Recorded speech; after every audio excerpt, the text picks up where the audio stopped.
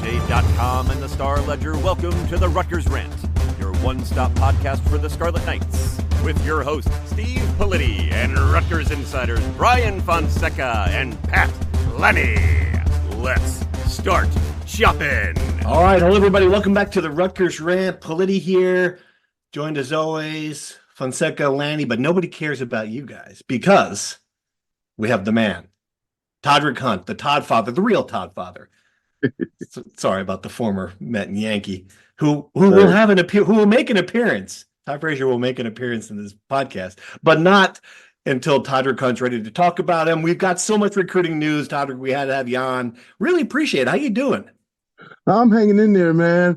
I pulled a muscle in my back doing some yard work yesterday. But other than that, man, super excited to be here with you guys to run down this list of recruits, man. They got a lot of big-time guys coming in, a lot of excitement back in the program with the moves they're making. So it's a good time for guys like us. Greg Schiano should send someone over to pull the weeds in your yard. This is unacceptable.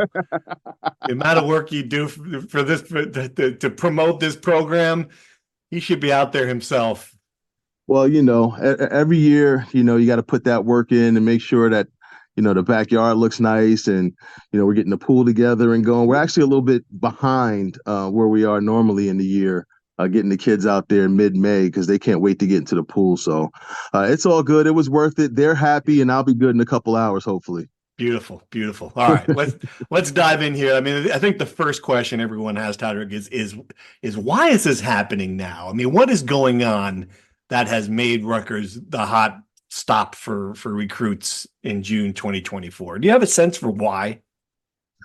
I mean, I really just think it's a combination of things. First of all, they're winning, right? To beat Miami in a bowl game, that's a big thing and a nice segue into this class, obviously. And I think most importantly that these relationships that you're seeing, these kids that you're seeing committing these days, they've built these relationships over years. A guy like Jaylen Matthews, a lot of people don't know, Rutgers was the first school to offer him, 4 years ago as a freshman. These guys are in every single school in New Jersey every single year. So they're keeping their faces in front of these coaching staffs, in front of the players, and building these relationships. And just over time, it's just a culmination of winning, relationship building. And now it's cool to come to Rutgers. A kid like Kosh Sanders last year out of Bergen Catholic, a 4-star, made it a cool thing again for 4 stars to pick Rutgers and to stay home. And now they get a kid like Chris Vigna, his teammate at Bergen Catholic. A lot of those big North schools for a long time didn't associate much with Rutgers, or they would give the lip service, but not necessarily, follow through with the pledge. And, Rutgers is turning that corner as well. So I just really think it's a culmination of things. Guys like Jaylen Matthews, Thomas, Stretch Doralis, they've been recruiting these guys for years, So when they actually get to Rutgers on these official visits and they start talking about family, there's a reason for that. It feels like family. They've been around these trainers multiple times. They've been around the coaches multiple times, the players, all the different staffs that they have on campus. And when they culminate that with, sitting around the beach with these guys, going to New York City, the specific academic plans and social plans that they have for these guys, and the timing, right, with this new landscape in college football recruiting, right? All of these kids are committing in June now. So and I think they were really good and proactive in seeing that, sensing that, developing a plan, putting it all together. And I think that they're doing a better job than most schools in the country as far as the change in the calendar and how to utilize sort of the shore and develop sort of a system that creates this natural pressure cooker, right? Because when you got all these kids committing around you and there's only so many spots and you're seeing all of this excitement throughout the visit in different groups, guys celebrating, it makes you want to be a part of that. So I think that's something that they stumbled upon, they've bottled, and they've had a lot of success with. Tajri, that kind of rolls into my next question. Just the first official visit weekend of this month, they had 10 commits in 48 hours or whatever it was after that official visit weekend, and it felt like things just kind of kept snowballing. I mean, do you think that was by design? Do you think it just kind of happened because, like you said, the pressure cooker of the current landscape? And was that the wildest, recruiting weekend you could remember at Rutgers in the years you've been covering them? Yeah, I actually think it is. I know they were expecting about 5 or 6 commitments potentially, but for that number to reach 10, and now you got to remember too, right? Jaylen Matthews and Thomas, they were on that first visit as well, right? So that's 12 guys out of those 21 guys. So that's a successful haul. And then there's still other guys, from that visit weekend who they're doing well with. So, I mean, that just set this thing off perfectly, where they were put in a position to, have a fast start that created this pressure cooker. And now things are rolling. They can be a little bit more selective. They've got 23 guys thus far. There's no 25 cap like there used to be. So there's nothing, stopping these guys from taking 30 high school kids if they wanted to. And also the fact that a lot of these other schools, I don't want to say a lot of just the big time schools, because it's not just big time schools. A lot of these colleges are relying so heavily on the transfer portal and not taking so many high school kids. So I think that's also benefited Rutgers, who is a developmental program, who hangs their hat on that. Right now, these kids that maybe they wouldn't have been able to get, they actually have a chance with, right? Because colleges aren't taken, but so many of these guys. So I just think you add that into, Rutgers trending upward, winning a bowl game, and the relationship building piece. And then you got some of the top kids throughout the state, opting in, a guy like Hodge Sanders. You got a guy like Kamar Archie, who will be up on an official visit this weekend from the Hunt School. One of my favorite players in the state. Reminds me of Dylan Moses back in the day, the 5-star linebacker that played at Alabama. So, I mean, and they've been talking with him for 4 years, building that relationship. He's probably been on campus 20 times. So I think when you take it and you put it all together, there's no one like single thing or one specific thing that people want to put their finger on to say, why is this turning? I just think the work is starting to pay off, and it's been fun watching their success. Todderick, I feel like this Jaylen Matthews story is one of the most fascinating recruiting stories I've followed in a long time. Have you ever been around, or do you know any other recruit that put out a top 3, top 5 schools and then picked a school that wasn't on that list before? I thought that was crazy. Yeah, that is part of what made it so unique. And I mean, also because, it seemed like Jaylen was so Rutgers heavy in the beginning. And, there were a lot of different programs at different times that it seemed like he was just kind of riding with and just sort of enjoying the attention of being this like superstar, right? The superstar high school kid. And to see him come back around to Rutgers, I think was pretty special. But ultimately, it comes back to the relationship building piece. I know he and Greg Schiano have a father-son type relationship. It's really a unique type of bond that's been built over years. So I know he had the Rutgers official visit scheduled, then it was canceled, then it was moved around. I mean, he's certainly a young kid. He's got a lot going on, a lot of different people in his ear. But ultimately, he ended up coming home. How Rutgers didn't end up in the top 3 after the official visit, I think that was just more so on him. And talking to Jaylen, he knew during the weekend that Rutgers was the place for him. So before he went through all of that, he knew he was coming to Rutgers, and he just made it a little bit more fun. Kind of reminded me a little bit of Moses Walker back in the day from Erasmus Hall, when he did the whole, fake Penn State thing, and then it morphed into a Rutgers image, and he committed to Rutgers, and the Rutgers staff breathed a sigh of relief because I'm sure they were a little nervous there for a second. But this was definitely bigger than that, having Frankie Edgar come out, huge name in the MMA community, former UFC champion, Todd Frazier, 2 big time Toms River guys come out and be a part of that whole presentation. Just took it to even another level. And the pizza too, man. If you announce your commitment with pepperoni on a large pie in the shape of an R, I don't care what he does in his career. He's always going to be the pizza kid to me. That's it. Like that, you have reached peak Jersey. Short of having Tilly, the Asbury Park mural, like kind of somehow voicing this, like saying, moving his lips to say Rutgers or a Springsteen or something else. You cannot do much better than that, as far as I'm concerned. That is just absolute peak Jersey announcement. Yeah, and they had the Rutgers R on the pizza. As I know, it's amazing. It's this incredible. thing had levels to it. But I mean, it also showed just kind of how big a presence Jaylen has in that Toms River community. Just talking to him about how the whole ceremony went down, and he says, "Oh, my girlfriend told me, hey, why don't you just call Frankie and Todd and have them come up and come?" Like, really? Just call up Frankie and Todd? Like, I mean, he goes to their events. They have like different events where they give back around the community he attends. So these are people that he actually knows, and everybody in the community knows him. And from the standpoint of having a name brand kid that everybody knows come to the school, and then you have a kid like Michael Thomas, opt in right after him.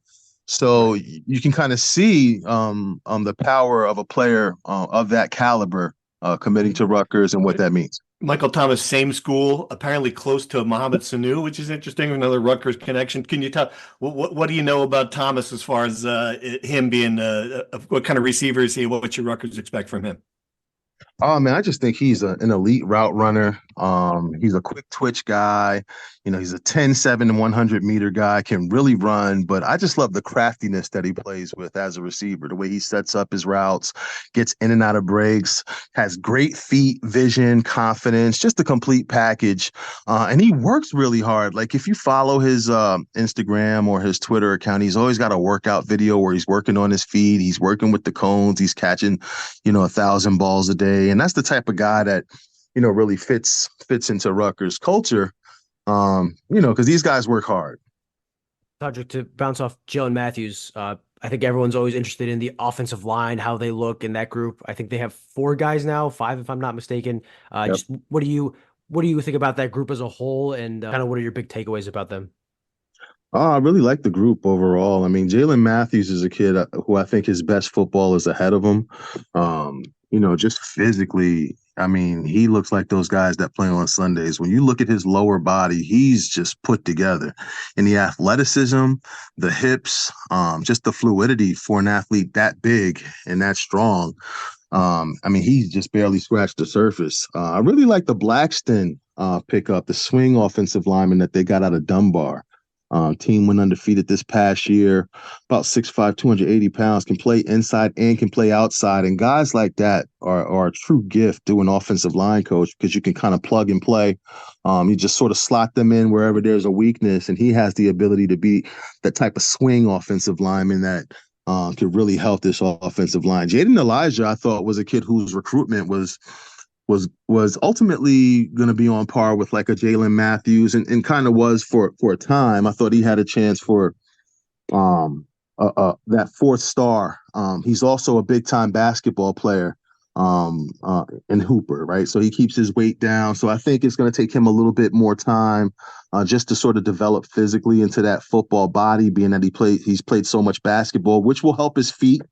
Which will help his overall athleticism down the road. But I just think physically it'll take him a little bit of time to get it together based upon the fact that he's got sort of a basketball body right now. But that's not going to matter in the end when he's got the feet to stay in front of defensive ends and keep the quarterback clean.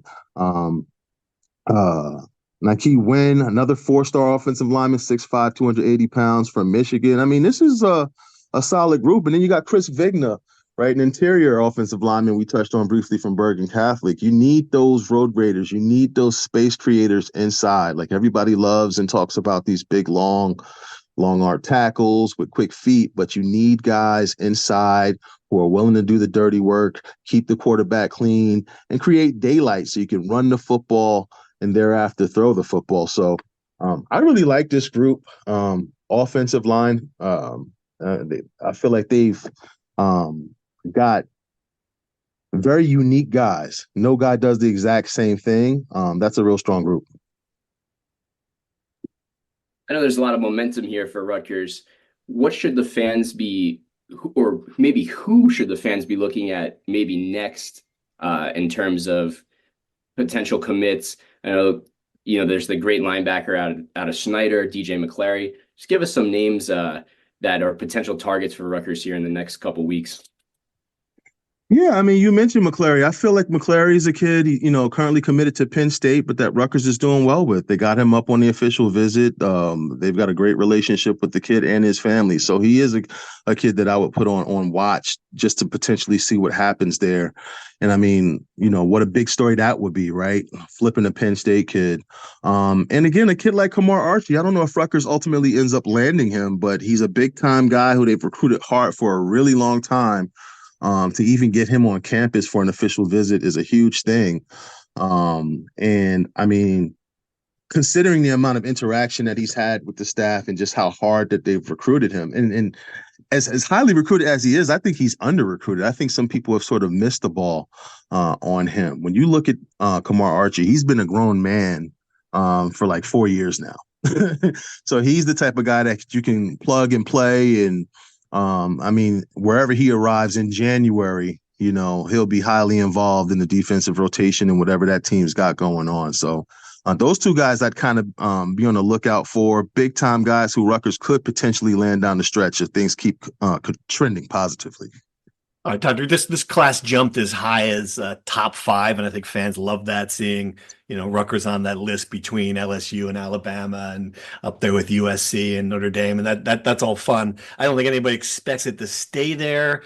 Give me a sense of a couple. This is a multi-parter. What is the number you think this class is going to land at overall in the number of players they bring in, and where will this class end up in the top rankings?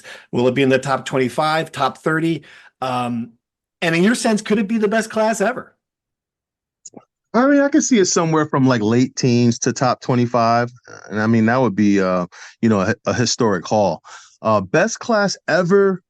I don't know if I'd be willing to go that far just yet. I mean, what is your answer to that question now? It's a good point. What would you say that would be the best class currently if you're in your analysis?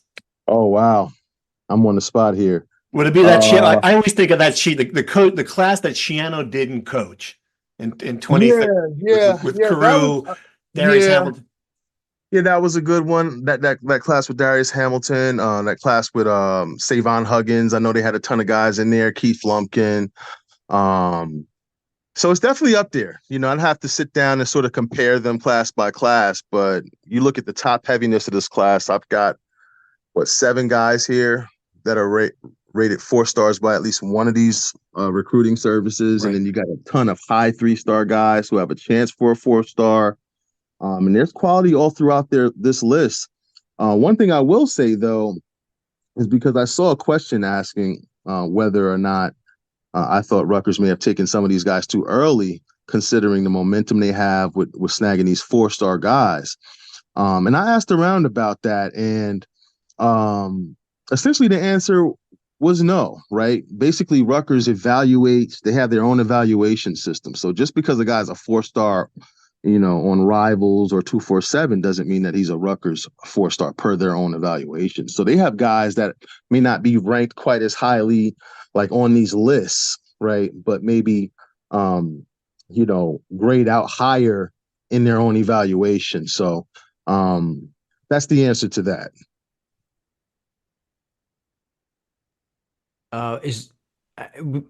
People look at the recruiting rankings. Obviously, you mentioned all the 4-stars they got.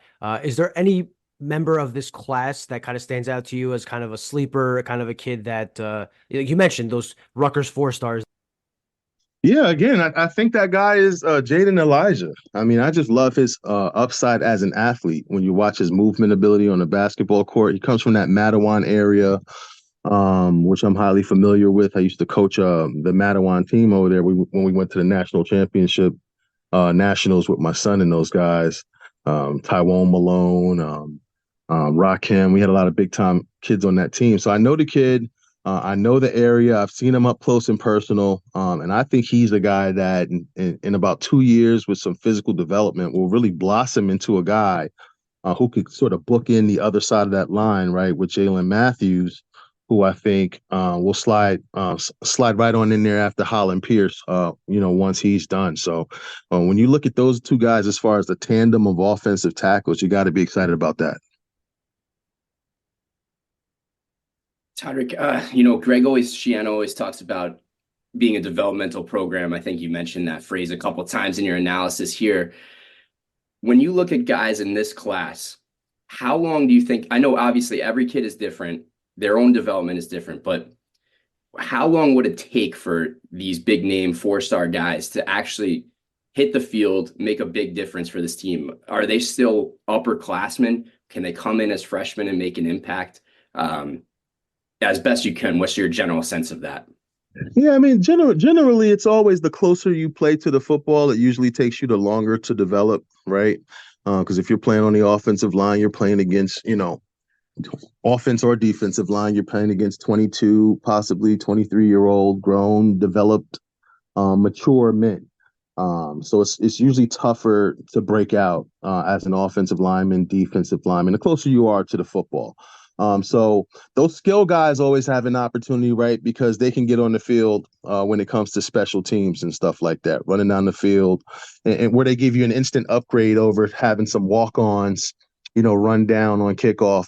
You can put a 4-star on there with super speed and athleticism, who you don't have to use, throughout the offensive and defensive phases of the game, who can use their full energy to run down the field, hair on fire, and make a play. So guys like, Tariq Hayer, obviously, who can really run. I really like the Chase Lenton pickup as well out of Atlanta. Antonio White last year, 4-star this year, and Chase Lenton. So some serious moves being made there. Just going down the list, looking at some guys who could particularly break out. A guy like Michael Clayton has a chance in the secondary, can really run, can really cover, has good size. Those are the type of guys that you see break out early on and have a chance to really contribute. Wide receivers, right? You don't necessarily have to be an older or big body guy. If you can go out there and run routes better than everybody else, you have a chance to play. So a guy like Michael Thomas, who does just that, has a chance to come in and give that group a boost. So there's a lot of guys here with potential to break out and truly help Rutgers as soon as January, and help usher the program into the future. All right, let's dive in. We got a bunch of questions from people on our insider service, Todderick, so I'm going to hit off some of those. One that a lot of people wanted to ask, it's not a surprising one, it's about NIL. If NIL drives the recruiting bus nowadays, is Rutgers at least becoming competitive with mid-level Big Ten programs in this area, or does Shiana walk on water? I guess the question, it's got to be a topic for these kids, right? I mean, they all see the money that's moving around in the sport. Do you think that Rutgers has found a way to kind of deal with that, and if so, how? I mean, I think so to a degree. I mean, I think certain kids require just flat out require a high dollar amount, right? Like those 5 stars and those high 4 stars. So it's not going to help you with those kids, right? Not just yet. But the collective can certainly help with players a cut below who are also really good players, but who aren't fielding these massive financial offers, right? And Rutgers is going to hang its hat on the things that it does have to offer, in addition to what it can offer, financially, right? But kids will get a chance to play. If you're good and you're young and you come in, you have a chance to play early. I think what Rutgers has done is a good job of selling what it does have to offer, while it continues to grow its NIL program. And when you have a kid like Kosh Sanders jump in, and other kids sort of play off that momentum, they've really done a really nice job of bottling that and riding that towards some positive recruitment here. Todderick, one question I saw from the text that I'm curious myself is, are there any guys, assistant coaches, that are kind of standing out as recruiters that are making a big impact on this class? Or is this kind of just a group effort, and Greg Schiano's kind of the head of the snake that always manages to close these kids out? It's just, are there any names that you kind of see recruits always talking about that are kind of making a big impact? I think some guys whose names that you haven't really heard, maybe a guy like Mark Orphy, who's really come into his own and done well in Florida. Julian Campanini, who Rutgers hired this year, has done a great job replacing Marquise Watson and sort of getting that D-line room going and getting those guys to opt in and commit. And he's quietly becoming one of Rutgers' top recruiters. Scott Vallone, who took over North Carolina, after having no success in North Carolina previously, has snagged 2 players out there in Ben Black and Isaiah Crumpler. So those 3 guys in particular are I feel, on the come up when it comes to recruiting and getting these kids invested in Rutgers. All right, looking at the list, Todderick, we've got a bunch about the recruiting ranking. We kind of addressed that a little bit. And this is, I guess this is an interesting one that's come up a couple of times. Rutgers fans see these big offensive line recruits, and I don't know if they feel burned by it based on the last couple of years. Jacob Allen, there's Micah Clark. There've been some big ones that have come in and haven't panned out. They want to know why you think that is. Why do so many of the offensive line recruits don't pan out, and what is the hope that you think that these recruits will be different?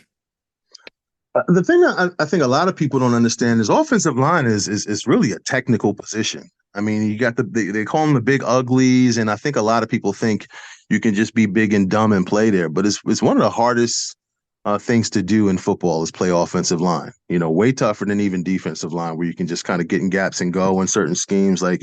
It's a thinking man's position on top of being a super physical condition, right? So there's injuries.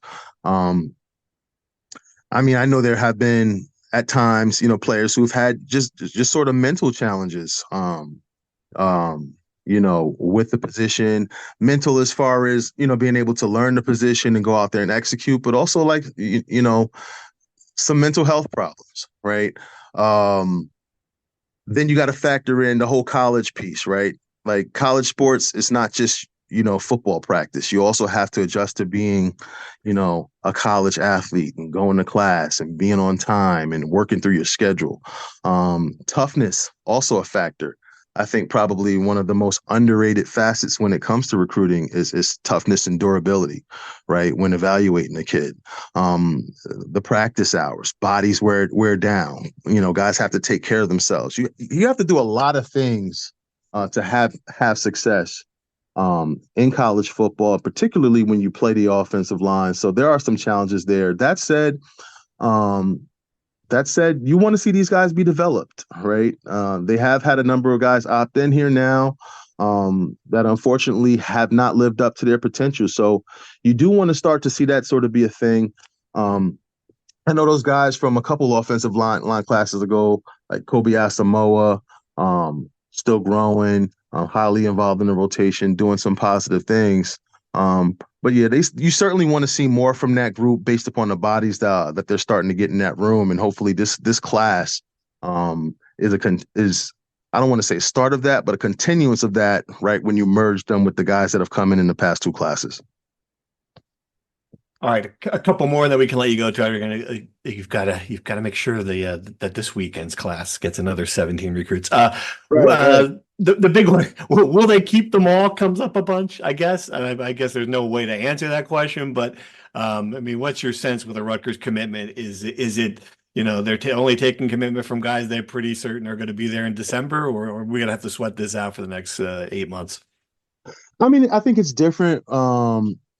For each kid, but for the most part, it goes back to the relationship building, right? And Rutgers feeling safe in taking your commitment, right? Now, some guys you may risk a little more, right? Those higher ranked guys are going to have more teams still recruiting them. And there's always a possibility that something could happen down the line, but you trust in your relationship. You trust in the back and forth conversations that you're having with the recruits and their families.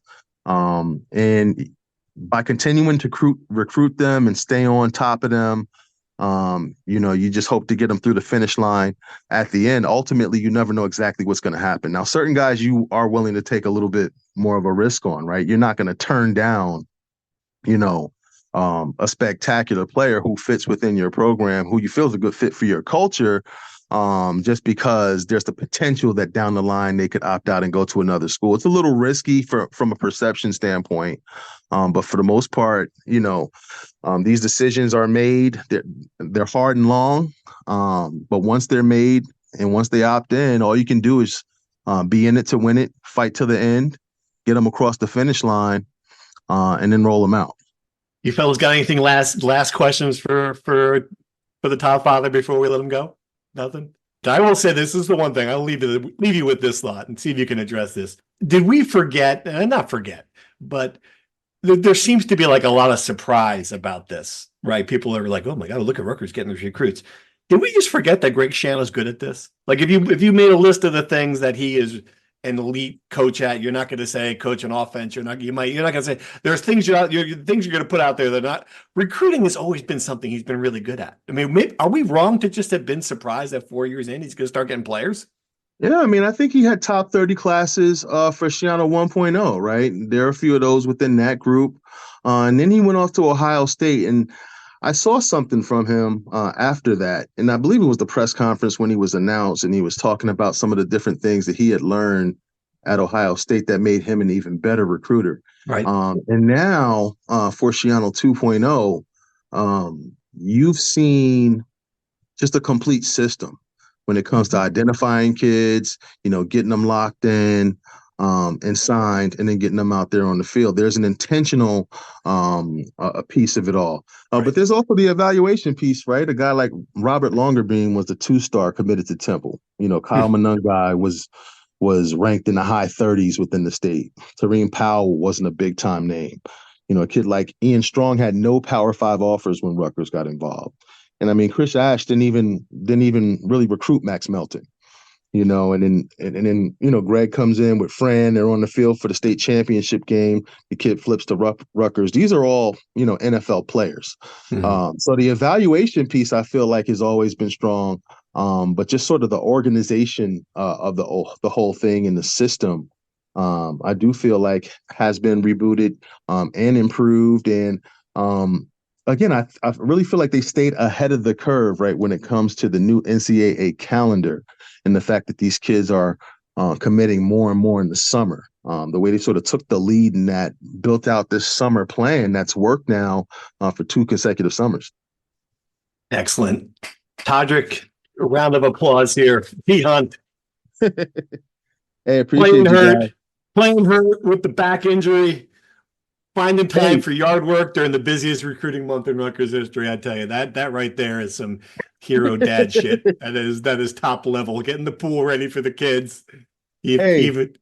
How cool will January be? Next January be, right? At some of these Rutgers hoops games, right? Where you got all these 2026 kids in the stands watching Dylan Harper and Ace Bailey ball in the rack. I mean, it's going to be especially cool when they rope off that entire section and the fans lose their minds over it. That's going to be my favorite part. That's going to be nuts. I can't wait to see what that looks like. It's a lot of buzz around Rutgers and those 2 programs, man. And it's a good program to cover for sure. Hey, Absolutely. Hey, Todderick, how about the buzz after they go 10-2 on the football field and make the college football playoff? Well, I'll tell you what, this is the year to do it, right? Because the whole defense is full of seniors, right? And that's another reason too why this class could be rather large, simply because the whole starting defense, will be leaving, 2 to 3 starting offensive linemen, 3 or 4 wide receivers, so they're replacing some really important positions, some really important players after this year. If you're going to go out there and get your 10 wins, and have your big year, this is certainly the time to do it in the momentum wave to ride to get it done. Awesome. All right, Todderick, thanks again. We appreciate having you on. All right. Appreciate you guys. Take care. Have a great day. All right, man. I don't know why we're still talking after signing off with Todderick, but here we are. I mean, that's kind of like I want to go out and run. First of all, I want to weed Todderick's yard, but then second of all, I want to go out and I feel like I'm fired up here. I'm fired up. It's hard not to be, right? Right, exactly. All right, but we still have some other things to talk about. Since we last potted, Brian, I think you talked to Steve Peichel, right? We have not talked about this on the show. I thought his interview was really fascinating. And the thing that the biggest takeaway, other than the fact he is not going to add a center, and we should all just stop talking about that. The biggest thing for me is the idea that he's okay with the idea that they're going to play positionless basketball on some level, which is something we have not seen from him. What did he say about that? To preface any preseason discussion we have with any coach, but especially with Steve Peichel, is you have to take everything he says with a big grain of salt and understand that you're probably being spun around a little bit, right? Like you mentioned the center. They're probably not going to add a center through the transfer portal. If they do add a center, it's going to be a developmental high school kid, which if you told us that 3 months ago, most of us would think it'd be a pretty big swing and a miss. But you get the spin that they're versatile at the center position. They've never been this versatile. They have a stretch five in Zach Martini who could shoot the three. They have an offensive-minded center in Lathan Somerville who's coming in. They have a huge guy in Emmanuel Ogbole. So, we're not thinking about the fact that we didn't add a center to replace Cliff Omori. It's that it's versatile. So, but about positionless basketball, I did think that was interesting as well. Again, last year, the talk was about playing fast, and they played fast. They didn't play particularly well. So I will believe what the positionless basketball will look like under this team when I see it. But when you have a guy like Ace Bailey, who can play literally probably any position on the court outside of point guard, and you have a guy like Dylan Harper, who's 6'6", could play the point guard, could play off the ball. You have a lot of length and size that you can be kind of mix and match with. I think it's possible. And that's another thing about this group, that they're huge. They're bigger than last year. Last year's team was the shortest team on average of the Steve Pikiell era. The first time they've really gone away from that. That's been a staple of his teams since he's been at Rutgers. This year they've replaced all 9 guys they've added, either freshmen or transfer portal additions, are 6'4" and taller. And that was very clearly a big emphasis of this cycle. And I think that's kind of just where Steve Pikiell feels more comfortable, when you could throw out 2-3 guards that are 6'6". And so I think that was one big emphasis. Pat, if nothing else, this basketball season is going to finally answer the debate between that Steve has to play this way. Look at the talent. All right, look at the talent. You can play any way you want. Now we're going to find out how Steve Pikiell wants to play. Right? I mean, on the list of things that this season is going to show us, that might be 13th, but it'd be fascinating to find out. You would finally think that this collection of talent fixes the offensive woes that this team has struggled with for years, if not his entire era. So they have all the pieces to be a high-scoring team. I think it's just got to do it. You're right. Just get on the court, do it, score some points. Let's run it up. Not run up the score. Let's run up the court. Like he was saying last year, I think this team actually does have that makeup. And I love Brian's point about the size, because that really does make a difference. And I thought that was always an advantage that Rutgers had. The big guards always played great defense. It went a long way. So yeah, absolutely. And we also missed, we are now PVU, Rutgers, Pole Vault University, forget DBU. That last week, the three of us tried to come up with our athlete of the year at Rutgers. If we had just waited a couple of days. I told you on the pod. I said, you did tell us. Still going. Yeah, you did tell us. On the back for that. Track is still going. Chloe Timber can win a national title. And she did. It was an incredible story. She was out obviously in Eugene, Oregon. And the result came in around midnight. So most people didn't see it until the next morning. And it was just a really, really great moment for Rutgers, because she's a world-class athlete, a great ambassador for the school, and from all accounts, just someone who handles adversity in the big moments and came through in the big moment. There have been pole vault is a very mental event, right? It's like you could have a great day, you can just not be at your best. Like, it fluctuates. I think last year at nationals, she didn't have the best meet. She was a high seed in that and didn't place, and then came back this year as one of the top girls in the competition and lived up to it. So I think it was just a great moment for Rutgers, and we'll just wait until they schedule the bell ringing ceremony. Yeah. And also, I mean, she's not done. She's going to, she could be an Olympian. And then like this, I'm following this stuff since I'm going to Paris, and just looking at the list of the best best vaults of the year. She's in the top 10. Yeah, right? And her clearance from nationals would have actually been like a top 5 finish in the last Olympic Games in Tokyo, which is just unbelievable. But like I said, it's a streaky kind of thing. You can't just take one height, the best jump she's ever made, and parlay that. It's kind of like ticky-tack. But anyway, she's very much, obviously you got to be top 3 in your event to qualify for the Olympics. So that's the next step. She's got to have a great meet later this month in June, again, back in Oregon at Olympic trials, but she's right in the mix for that. And certainly, if she gets to Paris, be a great storyline for everyone to follow.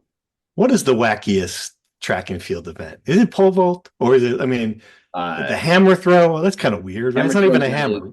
really interesting. The wackiest event to me is steeplechase. That's the one. You're absolutely right. Right? Like Yes. it's a distance race where they jump on a hurdle and clear a water pit. Run through a puddle. Yeah, and a lot of times you're tired and you fall in the water. Why do it's you run through the puddle? I don't understand. Like, that's just bizarre. No, the point is to jump over the puddle. It's a pretty big puddle, though, isn't it?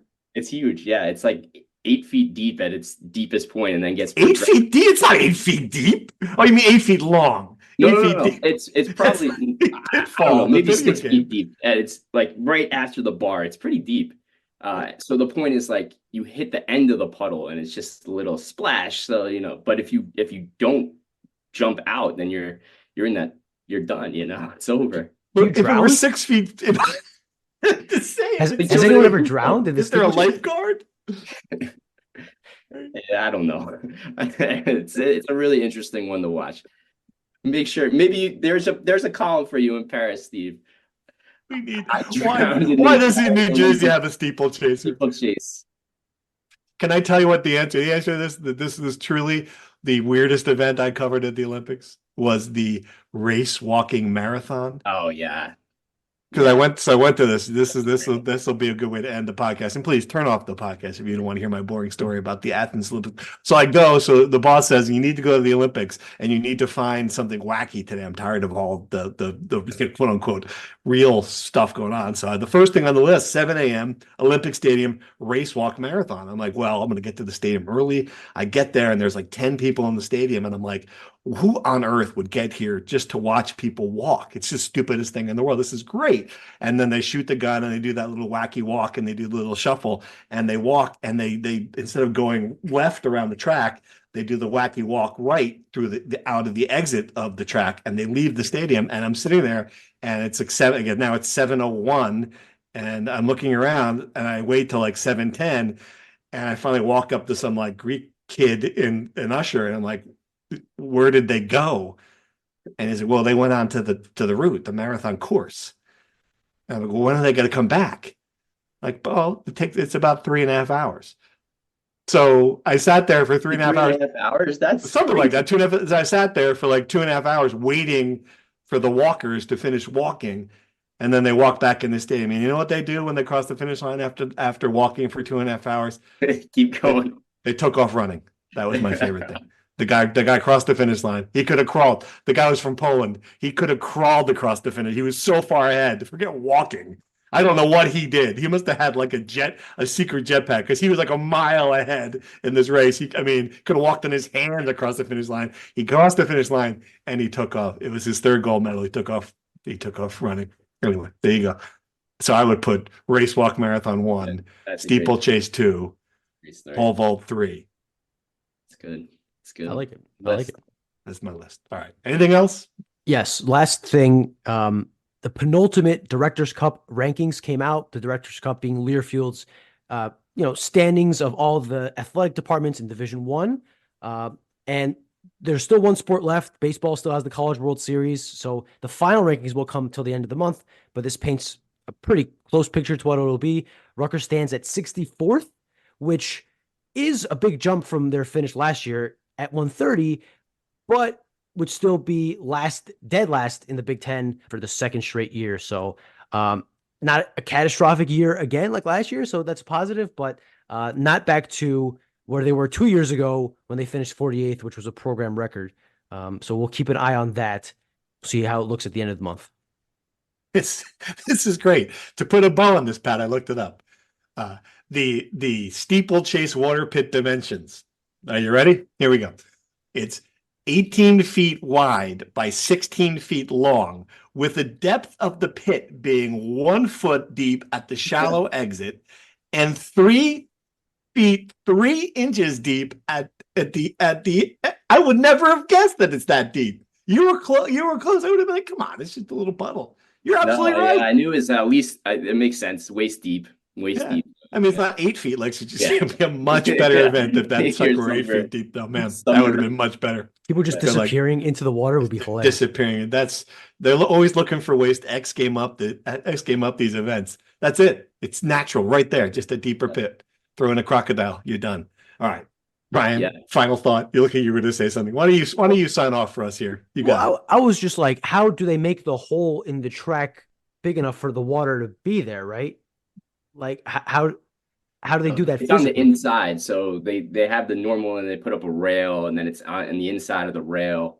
It's completely separate from the actual track. Gotcha. Kind of run into this own little. It's almost like if you pull off the Jersey Turnpike into a service area. It's like that. You go in like a little separate lane. You're exiting the roadway. That's a good way to put it. Very Jersey episode we got today. We got pizza, we got turnpike references, we got everything. So I guess that's a good place to sign off. And Plitty gave me the permission, so I'll do it. That's the end of our latest Rutgers Rant. Thank you for listening, and hopefully, who knows when, we'll talk to you soon. Bye-bye.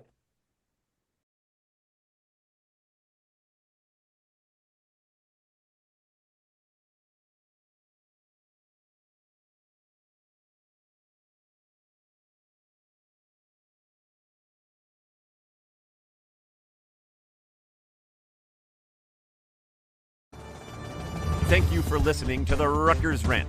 To participate in the conversation and receive live updates about the Scarlet Knights directly to your phone, sign up at NJ.com/insider.